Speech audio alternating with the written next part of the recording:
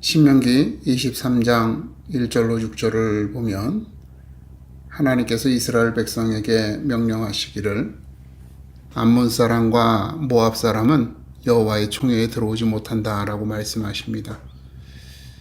그 이유에 대하여 이스라엘이 광야에서 유리할 때에 이들은 이스라엘을 돕지 아니하였고 오히려 발람을 통해서 저주하게 하려고 하였기 때문이다 라고 말씀하십니다. 이처럼 이스라엘 백성이 공경에 처했을 때 그들을 돕지 않았던 암몬과 모압에게 하나님께서는 철저하게 외면하시며 그들을 하나님의 은혜에서 제외하심으로 응징하시는 것입니다. 그런데 사람들은 보통 이렇게 자기가 도움이 필요할 때 돕지 않는 사람, 충분히 도와줄 수 있고 도와줄 거라고 생각했던 사람이 도와주지 않을 때 사람들은 섭섭한 마음을 가지게 되고 그 섭섭함이 미움이나 원망 그리고 원수로 여기는 데까지 이르게 됩니다. 결국 신명기서 23장 이 말씀을 보게 되면 하나님께서는 이 이스라엘 백성의 원수였던 모압과 암몬을 용서하지 않으시고 그들을 징계하신 것이죠. 그런데 예수님께서는 마태복음 5장 44절에서 이 하나님의 말씀을 지적하면서 나는 너희에게 이르노니 너희 원수를 사랑하며 너희를 박해하는 자를 위하여 기도하라 라고 말씀하십니다. 얼핏 이 말씀은 신명기서에서 하신 말씀을 정면으로 반박하는 것 같습니다. 분명히 신명기서에서 하나님께서는 이스라엘의 원수인 암몬과 모압을 여호와의 총회에 들이지 말라고 말씀하시면서 그들을 용서하지 않는 것을 분명히 보여주셨기 때문입니다. 많은 이들이 이런 부분을 깊이 고민하지 않습니다. 왜 그럴까라고 생각하지 않는 거죠. 그리고 각각의 말씀으로 이해하고 해석하면서 그냥 이 말씀은 이 말씀대로 또 저 말씀은 저 말씀대로 받아들이면서 그냥 마음속 깊은 곳에 이 해결되지 않는 이 갈등들을 그냥 깊이 묻어두고 있습니다. 이 문제가 해결되지 않다 보니까 이를 지적하는 이단들에게 제대로 답변하지 못한 채 난처해하고 있죠. 과연 이 말씀을 우리는 어떻게 받아들여야 할까요? 사실 하나님께서는 원수에 대하여 우리가 미워하고 증오하는 것을 허락하지 않으셨습니다. 레위기서 19장 18절에 보면 원수를 갚지 말며 동포를 원망하지 말라라고 말씀하시면서 내 이웃을 내 자신과 같이 사랑하라 라고 말씀하십니다. 왜 이렇게 말씀하실까요? 왜 원수를 갚는 것과 동포를 원망하지 않는 것을 이웃을 사랑하는 것과 연결해서 말씀하시는 것일까요? 그 이유는 원수들이 우리의 이웃이기 때문입니다. 사람이 원수가 되는 것은 관계 속에서 일어난 일의 결과로 인한 것입니다. 서로 모르는 사람끼리 원수가 되지는 않습니다. 서로 사귀고 함께 어떤 일을 도모하다가 어떤 계기로 인해서 서로 감정이 상하여서 원수가 되죠. 그렇게 원수는 멀리 있는 것이 아니라 가까이에 있는 사람입니다. 이웃에 해당하는 히브리어는 친구, 함께 빵을 먹는 사람, 식구라는 의미 혹은 따르는 사람이다 라고 하는 의미를 가지고 있습니다. 친구, 동반자, 동료를 가리키는 것입니다. 이들은 상황에 따라서 원수가 되기도 하고 또 때로는 이웃이 되기도 하는 것입니다. 그렇기에 우리는 원수를 사랑해야만 하는 것입니다. 그것도 자신과 같이 사랑하는 겁니다.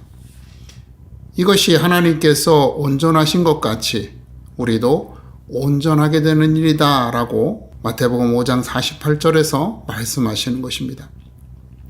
하나님께서 해와 달을 이방인에게, 하나님을 대적하는 사람들에게도 동일하게 내려주시는 것과 같이 그 하나님의 완전함을 닮아가는 일이 바로 원수를 사랑하는 일이다라고 말씀하시는 것입니다. 그러면 신명기의 말씀은 어떤 의미일까요? 하나님께서는 원수들, 즉 우리 이웃의 잘못을 견책하라라고 말씀하십니다. 레위기 19장 17절에서 내 형제를 마음으로 미워하지 말며 내 이웃을 반드시 견책하라라고 말씀하십니다. 미움이 원수를 만들죠. 그런데 미워하지 말라고 하시는 말씀입니다. 다만 그들의 죄에 대하여 견책하라는 것입니다. 견책이란 이웃의 잘못을 판결하고 선고하고 입증하는 것입니다. 그렇게 하여 이웃이 자기의 잘못을 깨닫고 인정하고 뉘우치며 돌이키게 하라라고 하는 것입니다.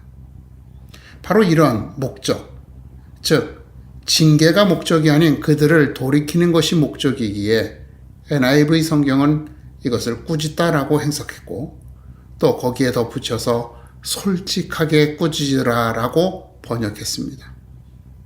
사실 우리의 입장이나 혹은 관계 때문에 다른 사람이 죄를 지적하기를 꺼려하고 혹은 빗대서 비유적으로 표현하는데 그렇게 하지 말고 정확하게 지적해 줘야 된다고 하는 겁니다. 바로 이 사실을 통해서 하나님께서 암몬과 모압에게 하신 징계의 의미가 드러나는 것입니다. 하나님께서는 암몬과 모압에게 그들의 죄를 깨닫게 하시고자 징벌하신 것입니다. 또한 이 징계를 통하여 이웃을 사랑하지 않는 죄의 결과에 대하여 알려주시고자 하셨던 것입니다. 그러므로 우리는 우리의 이웃을 사랑하는 것에 대하여 더욱 충실해야 한다는 사실을 깨달아야만 하는 것입니다. 주의할 것은 이 견책이 원수를 갚는 것이 되어서는 안 된다는 것입니다. 종종 우리는 충고라는 이름으로 섭섭하게 생각했던 일들을 말하는 경우가 있습니다. 이를 통해서 자기 마음이 위로받을 수 있다고 생각하기 때문이죠. 보상받고 싶어 하는 겁니다. 이처럼 원수를 갚는 것은 상처받은 마음을 보상하려는 것이죠. 그것으로 나의 자존심을 지킬 수 있다. 내가 옳다고 생각했던 이 신념을 지킬 수 있다고 생각하기 때문입니다. 그래서 하나님께서는 우리에게 원수 갚지 말라라고 하는 말씀을 통해 너를 지키려고 하지 말아라. 너 자신을 지키려고 하지 말아라라고 하는 의미의 단어를 사용하신 것입니다.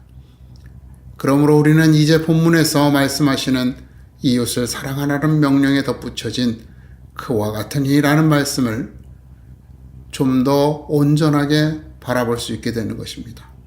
대부분의 사람들이 내 이웃을 내 몸과 같이 사랑하라 라고 하는 말씀에만 집중합니다. 그런데 하나님께서는 분명히 그 앞에 그와 같이 라고 하는 이 말씀을 덧붙여서 명령하셨습니다. 이 그와 같이라고 하는 말은 앞서서 말한 하나님을 사랑하는 것과 같이, 하나님을 사랑하는 것과 같이 사랑하라는 겁니다. 하나님을 어떻게 사랑해야 합니까? 마음과 목숨과 뜻을 다하여 사랑하는 것이죠. 마음과 목숨과 뜻을 다하여 하나님을 향한 온전한 사랑을 표현하는 것처럼 우리의 이웃을 향하여 마음과 목숨과 뜻을 다하여 사랑하는 것으로 그 하나님의 온전하신 사랑을 받았음을 드러내라는 것입니다. 하나님을 향한 사랑으로 인하여 이웃을 사랑하지 않는 것은 죄악입니다. 이것이 예수님께서 형제를 욕하는 자가 심판을 당한다라고 말씀하신 이유입니다. 또 예물을 드리기 전에 형제에게 원망 들을 일이 생각나거든 화해하고 와서 예물을 드리라고 하신 이유입니다. 하나님을 향한 사랑은 이웃을 향한 사랑으로 반드시 이어지게 되기 때문입니다. 이제 우리가 함께하기 위해 노력해야 할 사람은 분명해졌습니다. 그들은 우리의 선한 이웃이 아닙니다. 선한 이웃은 나에게 선한 이웃입니다. 나를 도와주고 나를 위로해주고 나의 힘이 되어주는 사람들이죠. 그들과 함께하기보다는 나를 힘들게 하고 곤란하게 하며 아프게 하는 사람들과 함께하기 위해서 애쓰라는 겁니다. 그들로 인해서 깊은 마음의 상처를 받게 하는 사람과 함께하기 위해 노력하라는 겁니다. 함께하면 할수록 나를 지치게 하고 나를 상처받게 하는 사람과 함께하라는 것입니다.